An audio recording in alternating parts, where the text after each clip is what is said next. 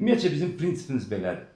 Öncə düşünürük, sonra tətbiq edirik. Hər hansı bir materialla çalışarkən onun tam xassiyyətlərinə hakim olmaq lazımdır. Elə bil ki, güzgü ilə çalışırsan. Bunu təmizləmək o qədər çətindir ki, indi siz bir mühəccər yığırsınız, onun hər bir metrəsində 5 dənə bağlantı var. Hamısı boru üzərində, gəl bunu polisaj elə. Deməli, biz bunu bolt bağlantıya çevirməliyik. Bolt bağlantıya çevirəndə, paslanmaza karandaş ucu belə dəyəndə dalğa effekti verir və güzgüdür. Əyilməyə qoymamaq üçün əlavə detal istehsal eləmiş. Bu məsələlər hamısı Dinamo otelində çözüldü. Ətraflı danışmağımı istəyirsinizsə, 4 dənə müxtəlif radiusda borular həm aşağıdan yuxarı, həm sağ-sol dönürlər. Bunun altındakı metal daşıyıcını biz fabrikada düzgün dəqiq çizimlərlə istehsal edib yerinə quraşdırmışıq. Çalışan taşeronlar, mərmər, alçıpan, onlar işi dayanmasın. Biz gəldik, gördük ki, artıq pilləkən qəfəsi tam olaraq metal konstruksiyadan yığılıb. Öncədən Alberto Pinto studiyası verdiyi ölçülərlə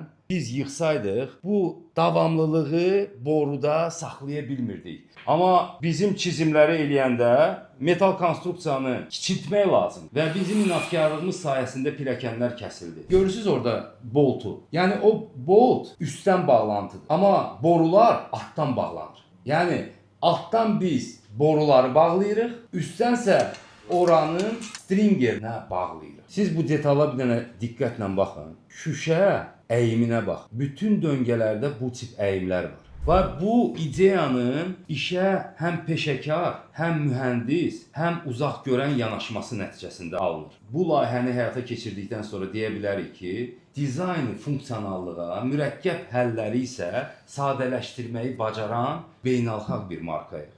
Amma fəxrlə qeyd eləmək istəyirəm ki, biz ideya olaraq Azərbaycan markasıyıq.